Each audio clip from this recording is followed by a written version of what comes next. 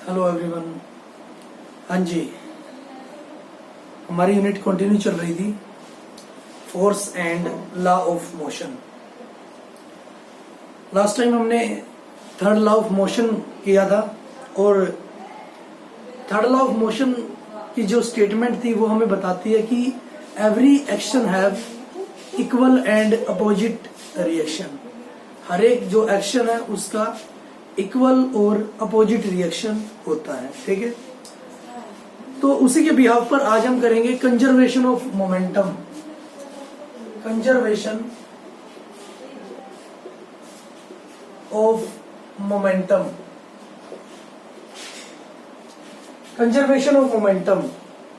Momentum last time हमने पढ़ा था, प्रोडक्ट होता है मास इनटू वेलोसिटी का। ठीक है, प्रोडक्ट होता है मास इनटू वेलोसिटी का। ठीक है, हाँ जी, मान लो हमारे पास दो ऑब्जेक्ट है या दो बॉल है। बॉल ए है, बॉल बी है। उनके जो मासेस है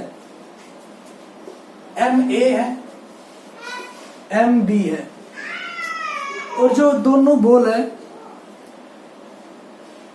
वो एक किसी ना किसी वेलोसिटी से मूव कर रही है। ठीक है, मान लो जो बॉल ए है उसकी इनिशियल वेलोसिटी है यू ए और बॉल बी है उसकी इनिशियल वेलोसिटी है यू बी, और जो यू ए वेलोसिटी है वो ज्यादा है यू बी से। ठीक है, मतलब जो वेलोसिटी है बॉल ए की वो ज्यादा है वेलोसिटी ऑफ बॉल बी से। ये हमारी इनिशियल वेलोसिटी है। ठीक है, हाँ जी, ये मास है हमारे पास, ये आपके पास है initial velocity.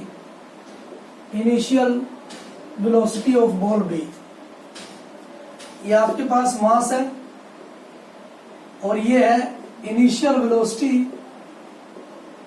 Initial velocity of ball A, जिसको मैं रिप्रेजेंट करता हूं यू ए से। ठीक है, हाँ जी, मान लो दोनों ball A and ball B दोनों कोलाइड करते हैं, टकराते हैं आपस में। ठीक है, तो मैं बोल सकता हूं during collision, during collision, during collision F A B मतलब फोर्स एक्सर्ट हो रही है, फोर्स ए एक्सर्ट हो रही है ऑन बॉल बी पर। ठीक है, हाँ जी, एफ ए बी हम बोलेंगे the ball A exert a force on ball B. The ball A जब कोलाइड करते हैं, the ball A exert a force on ball B, ball B पर एक्सर्ट करता है। और एफ बी ए, तो इसका मतलब according to third law of motion reverse action भी होगा। Every action have reverse reaction भी होगा। मींस अगर ए बॉल ने एक्सर्ट की है फोर्स बी पर, तो बी भी एक्सर्ट करेगी फोर्स ए पर। हाँ जी, the ball B exert a force, exert a force on ball A, ball A. तो बॉल बी एक्सर्ट करता है एक फोर्स बॉल ए पर। क्लियर है, या मैं इसको स्ट्रक्चर से समझा सकता हूं।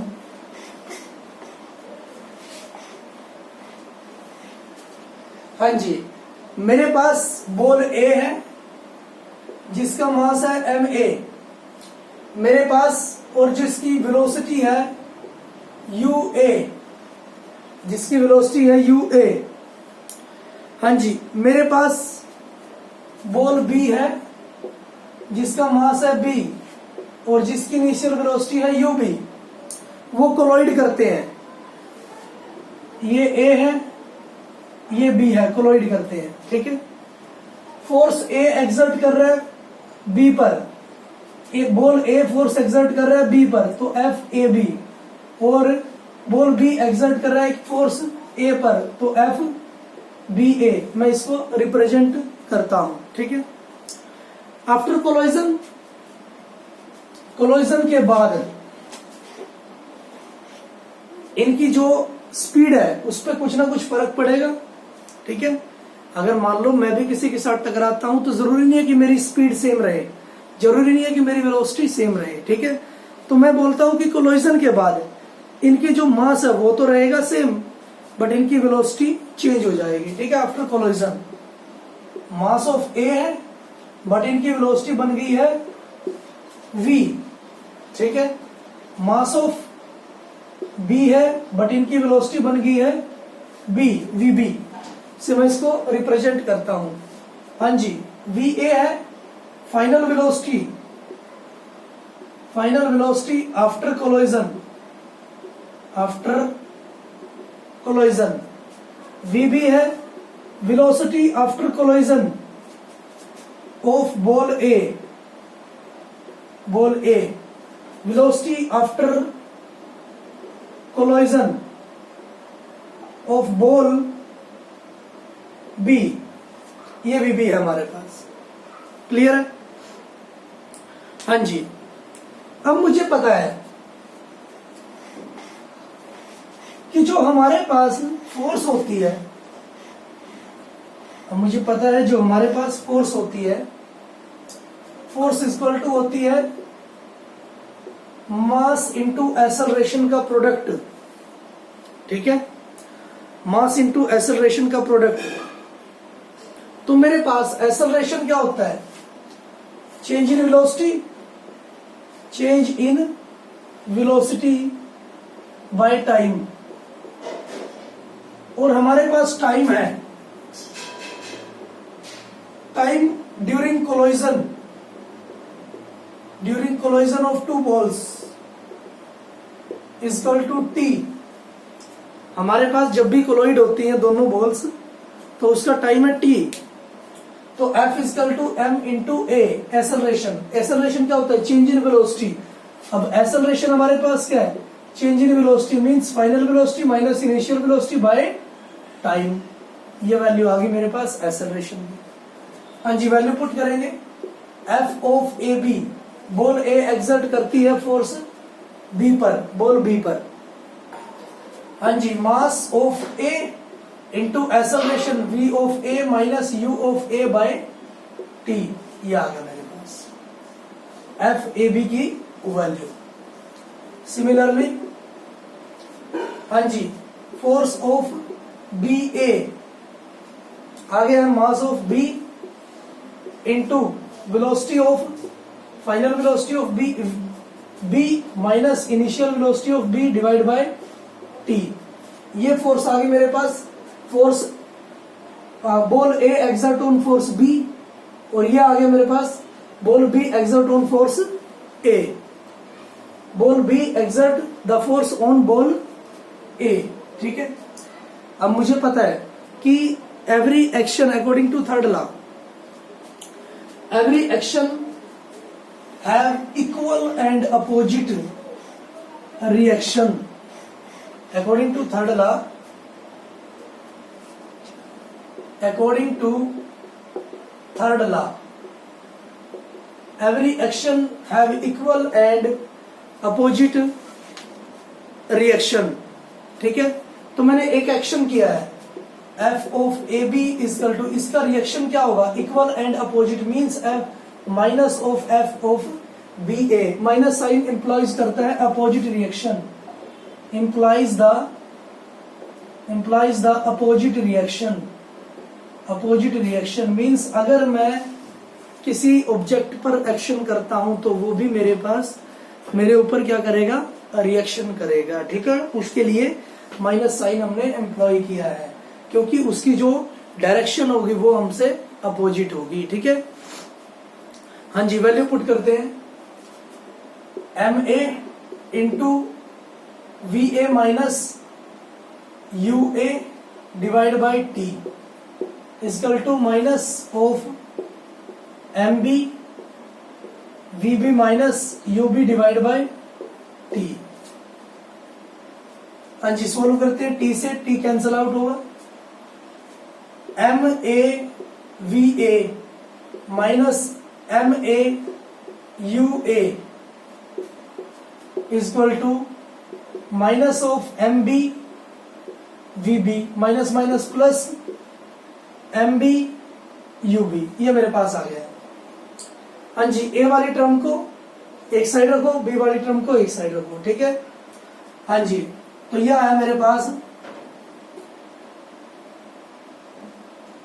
M A V A plus M B V B equal to M A U A plus M B U B.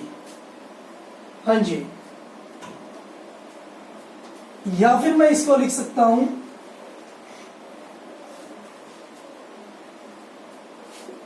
M A U A plus M B U B equal to M A V A plus M B V B. हाँ जी, mass है, mass of ball A है, initial velocity of ball A, initial velocity of ball B, final velocity of A, final velocity of B. तो मतलब मैं क्या बोल सकता हूं, ये है हमारे पास momentum, momentum before collision, momentum before collision. जब तक कोलाइड नहीं किए थे तब तक वो अपनी वेलोसिटी, अपनी इनिशियल वेलोसिटी से घूम रही थी बॉल्स, लेकिन मोमेंटम करने के बाद या कोलाइजन करने के बाद उनकी जो वेलोसिटी हो गई वो चेंज हो गई है, ठीक है। तो मैं लिख सकता हूं momentum after collision, momentum after collision, ठीक है। और अब इससे हमें क्या पता चलता है कि बिफोर कोलाइजन हो या आफ्टर कोलाइजन हो, मोमेंटम सेम रहेगा, ठीक है, मोमेंटम सेम रहेगा। तो इसको हम बोल सकते हैं law of conservation, law of conservation, law of conservation of momentum, law of conservation of momentum, ठीक है। आफ्टर कोलाइजन और बिफोर कोलाइजन मोमेंटम हमारा सेम रहेगा, ठीक है। इसको हम बोल सकते हैं law of conservation of momentum. एक और बात कि आफ्टर कोलाइजन या बिफोर कोलाइजन, हाँ जी, हमारे पास जो वेलोसिटीज है वो इंटरकनेक्टेड है, मींस वो इंडिपेंडेंट है बाहर से कोई एक्सटर्नल फोर्स के, ठीक है। मींस जो हमारे पास जो मोमेंटम है वो इंडिपेंडेंट होगा एक्सटर्नल अनबैलेंस्ड फोर्स के, ठीक है। मैं लिख सकता हूं momentum, momentum independent, independent on external, independent external unbalanced, unbalanced force के, ठीक है। मोमेंटम हमारे पास इंडिपेंडेंट रहेगा अनबैलेंस्ड फोर्स के, क्लियर है, ठीक है। तो ये एक्सप्रेशन आपको अच्छी तरह से नोट डाउन करना है और समझना है, ठीक है। Linear law of conservation of momentum का, ठीक है। तो आज के लिए इतना ही हम करेंगे। Thank you for